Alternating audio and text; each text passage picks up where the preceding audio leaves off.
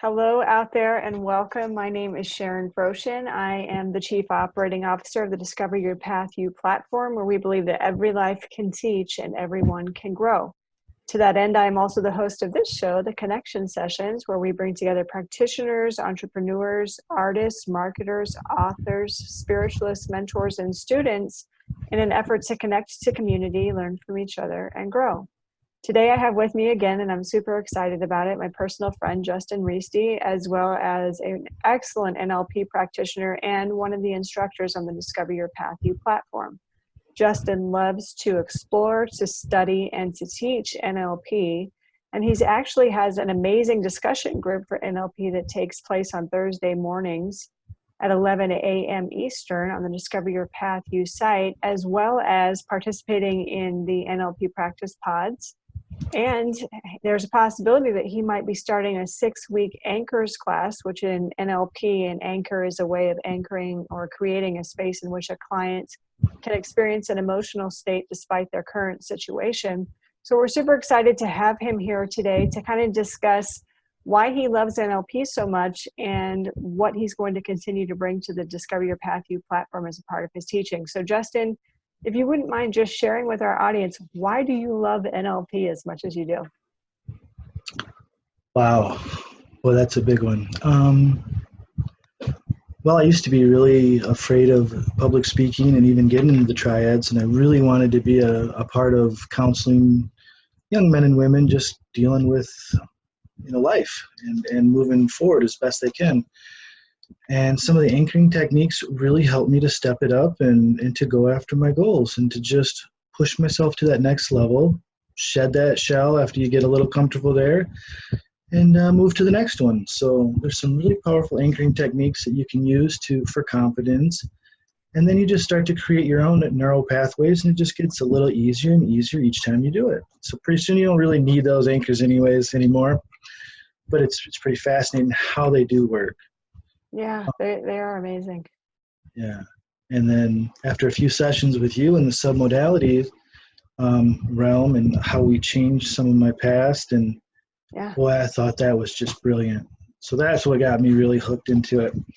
If it can do that much for me in that short of time in just a couple of sessions, what could it do in 10 or 12 sessions with the person and over a length of time? Yeah. I'm really excited to see some of these things that we're going to be producing. So that's why it's really important to me to really get this group, practical application discussion, up and running. Get 12 to 50 people in there, and once we all conglomerate together and just get some really great techniques going and learn each other's wins, I think we'll be able to produce some very high quality techniques. Absolutely. Now, on the subject of wins, if I'm not mistaken, you actually quit smoking using an anchor in a pretty different way than most people use them. Is that correct? Yeah, I actually used it in the negative way, which is an away from technique. Mm-hmm. So I was moving away from the pain of having cancer and watching what my mom was going through. Yeah. So I anchored that feeling that I had sitting there and how angry she was at herself, disappointed for smoking for so many years, and it's still having a hold on her life and her not being able to beat this thing, even though she's going through chemo and radiation. So it was kind of two-part. I anchored not wanting to be there, but also doing it for her. Oh, wow. So my why became extra strong, and I think that's called stacking, where I stacked the one where I didn't want this, but I did want to do this for her to show her that it was possible. So wow, that's amazing. That is super, and that's what we want to continue making these amazing things happen for everybody else. And that's why I want to encourage everybody to show up at the practice pods. I've had tremendous growth as just a normal person, and in my coaching from Sharon and Karen and Andrea and all the different people that are showing up on a regular basis and making a huge difference with some great learnings. Mm. We have those every Tuesday at 11 EST and 6:30 EST. The other thing I wanted to speak about today was the anchoring webinar, it'll be a free little webinar. It'll be just an hour long. I'm going to give some examples and some things. And if we can get enough people to show up, I would love to do this class for everyone. I think it'll be a great fun. It'll be very cheap, so it won't cost $15 or $20 or something like that for 6 sessions. And I guarantee you're going to walk away with some amazing things. Should be 4 anchoring techniques and kind of revisiting the outcome framing model for making sure that you get the best out of what you're looking for. That's extremely beneficial for work with our clients in life coaching, isn't it? Yeah, I've had great success with that. And future pacing, as a matter of fact, has been just amazing. And when you say future pacing, you're talking about when you take a client into going into the future for a desired outcome and actually experiencing that as though it were already a reality. Yes, and then taking a summarized clip of that and using it every morning for 3 minutes so it's fresh in their mind every day, like a visual goal. And you can speed it up because your brain works so fast that it can be quite long and you can play pretty fast. So I found that to be pretty amazing for myself as well. I can imagine that would like really start your day off in a way that sets you more inclined to actually achieve that goal than without it, correct? Yes. There's a couple other little questions I asked. What am I looking forward to today? That seems to really be pretty powerful right now. I haven't been doing a lot of journaling. I know that that's supposed to be really important. So that's one thing I'm going to concentrate on myself. So go ahead. Well, I was going to say that we have something really exciting coming up with submodalities. Sharon and I put something together. She's actually going to coach me, and then we're going to dissect this like we're doing the deep dives. Yes. And she's going to walk you through exactly how to make these awesome changes with just tweaking submodalities and how powerful that can be to change your life experience forever. Absolutely. We're actually going to be starting that next month. So in the discussion group on Friday, not Friday, I'm tired. On Thursday, you're going to be going through submodalities again, correct?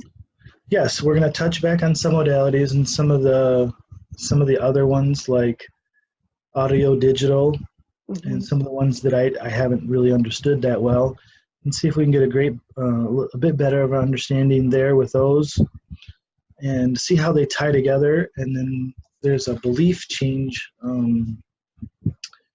little submodality shift that I want to demonstrate, and then with your help, you won't be there this week, so I'll grab somebody else and we'll do a little demo, and we would like to break out into breakout rooms this week and give this a try and see what we can learn from it. I think it's going to be really great. It should be very simple too. So. It sounds great. To me, I've always kind of found it unfortunate that people seem to be, I don't want to say scared, but seem overwhelmed at the idea of learning NLP because it creates such profound change in a client's life that I think people who aren't familiar with it sometimes think, oh my God, that must be so hard to learn. But it's actually not that hard to learn, is it? I don't think so. Once you get the idea of the representational system down, just the 5 senses, and then each submodalities are just the distinctions of your senses. And that's what we're talking about. When we start to just change those, that's how we remember things, how we plan things, how we imagine things, how we set goals, is those pictures in our minds. And the finer the details we can, the more alive we make that picture, the more real it is, the more it comes to fruition. And so when you say submodalities, you're talking about like in the visual representation system, bright or dim, focused or unfocused, moving or not moving, 2D or 3D, the actual distinctions within each representational system, correct? Yes. It is really powerful how you can actually take a memory and sit down with a client and adjust, say, bright to dim or moving to not moving or 3D to 2D or changing the direction from which the noise, the voice or whatever the sound is coming and genuinely retool their relationship to that memory and thus their belief systems. Yes. Some very powerful shifts happened for me personally where I was very fearful and we just made a couple of shifts where we had the image and the sounds. And it's truly amazing It is. that's just gone, and it's hard to explain. That's why we kind of got to show you, because once you feel it and you get the idea of when you start making these shifts, like if you have a negative picture of something that's going on in your head, and then you just disassociate from it and watch it, and then as you're watching it, you can disassociate one more time, and you can really lessen that tightness or pressure in your chest, and then you start to feel it. And then it's really cool if you can push it back away from you, and then you can really just get a lot of relief. Really can. So it's a lot of other little tricks that you'll have to show up to find out, though. I often like to think of NLP a lot like learning computer language, because neuro-linguistic programming is the language of your brain and how you can use the language of your brain to program your life differently. And I think of it a lot in the same way as someone who would like to have a different experience with a program on their computer but doesn't understand computer code and how to write computer code. And that by learning to write computer code, you can literally change the virtual reality of your experience on a computer in much the same way. By learning the language of your brain, you can literally change your own reality and how you interact with that reality, because everything that we believe came from meaning that we laid over experiences that we had. And by going in and figuring out what that meaning is using NLP and even tools as basic as submodalities and anchors, can literally change our belief systems, which generate our thoughts and our emotions, which are our experience. So it's such a powerful idea that learning just these little teeny tiny things that aren't that hard to pick up at all can literally change a person's life. Absolutely. For instance, I think one of the things that we worked with for me was, I used to think people would be laughing and talking about me. Well, to my surprise, not everybody's really cares about what the hell I'm doing. So when I figured that out, and we changed those submodalities, now when I walk into a room and people are laughing and having a good time, I'm more apt to go have a good time with them. Yeah, what are you talking about?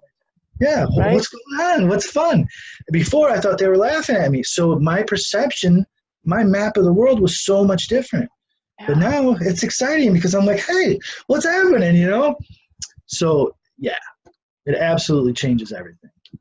And what I've always found really interesting about that is that, as a veteran with PTSD, I've been through tons and tons of therapy over the last, so 16 years now, a little bit over 16 years that I've been back as a functioning member of society and kind of trying to figure out my own mental health issues. And I've sat in years and years and years of therapy, and all I'm really doing is regurgitating my memories and the way that I see them and my attachment to them and how I remember them with my own representation systems, and then the submodalities within those representation systems.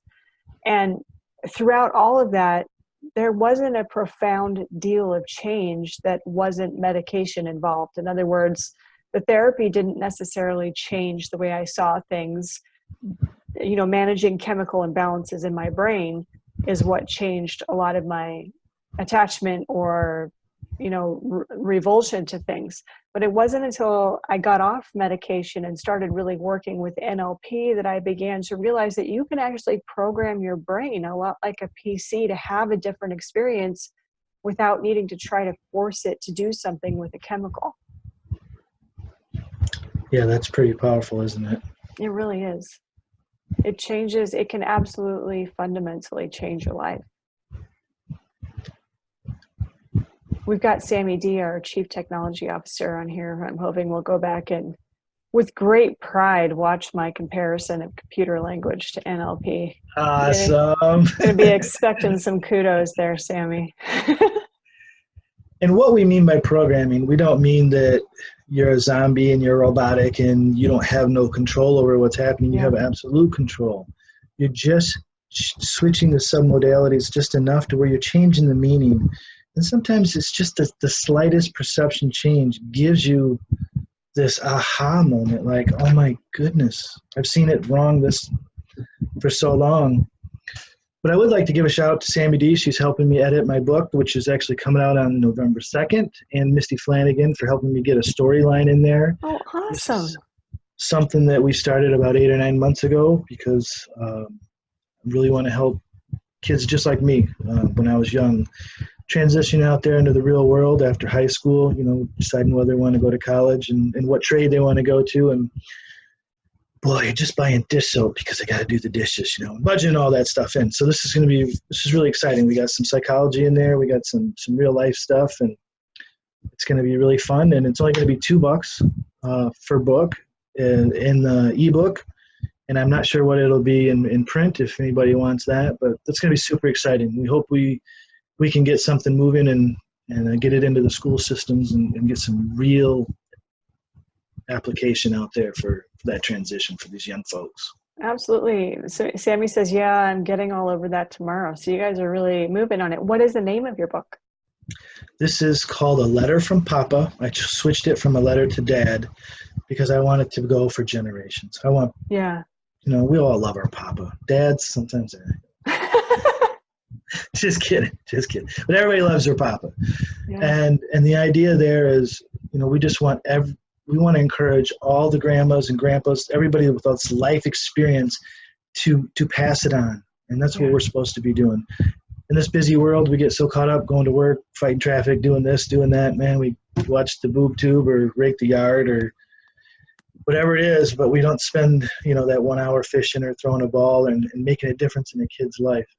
Yeah. And there was one man called Jimmy Worthington. He took 15 minutes out of his life one time, threw a baseball with me.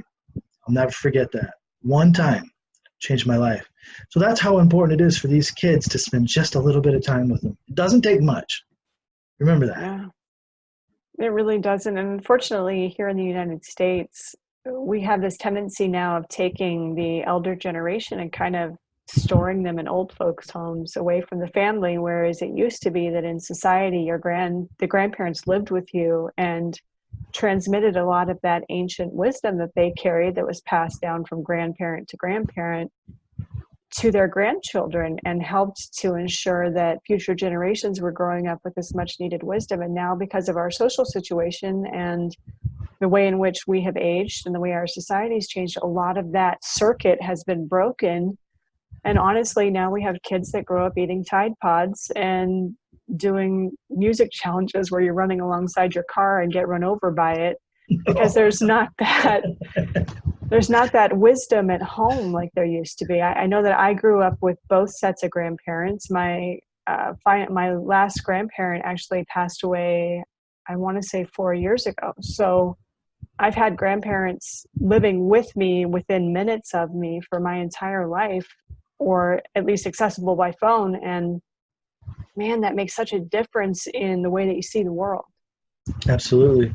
And I kind of liken that into, everybody says it takes a tribe to raise a child, but having been a part of mastermind groups this last year and getting 2 or 3 people's heads together, this is what the grandparents were teaching us since we were kids. And we were just modeling that behavior, learning from their mistakes, and making huge growth.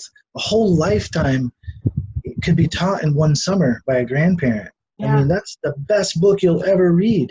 It really is. They love you the most. They're going to care for you. They want the best for you. So as long as we can keep passing that on for generations, get a really good pay it forward movement going. That's my vision for this book and for the future. Absolutely. And what a great vision it is, Justin. I really love your passion for making sure that this next generation has access to some of that, what used to be common sense. And unfortunately, it's not all that common now. But this sense of just the simplest little things, like even down to simple little things like tying your shoes and, personal hygiene care and things that often get lost in the mix these days. So I just really want to thank you for being so dedicated to that. And I know that as a parent, that must be incredibly important for you as well. Yeah. I got 6 grandkids now. I'm 46 years old. I know I get that a lot, but it's really spurred on leaving a little bit of a legacy for them, something to hold on to, that little book or that treasure map for life. Because I see how people, they'll tattoo butterflies on their arm for grandma, and boy, if they get a little treasure left from grandma or necklace, it devastates them if they lose that necklace or those earrings. But this is a book just to teach them,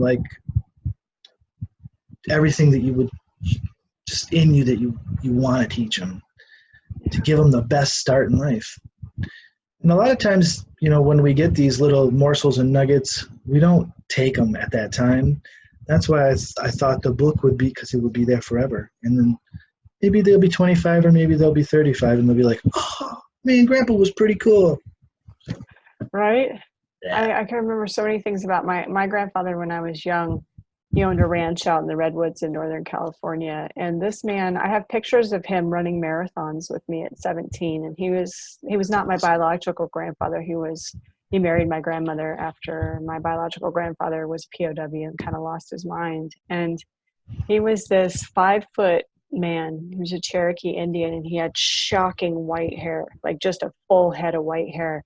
And you could never miss him in a crowd. And he would run with me on marathons and just encourage me as I ran. He's the one that taught me how to throw and catch a football. He's the one that taught me how to watch football. He's the first person that I ever drank black coffee with at 5. I mean, the man affected my life so profoundly. And I always feel sorry for people who don't live near their grandparents, because that experience of growing up with someone who, like when I grew up, there was no internet, right? And you're the same age as me. So making a phone call, if you needed to make a long distance phone call, chances are that wasn't going to happen because it still cost money.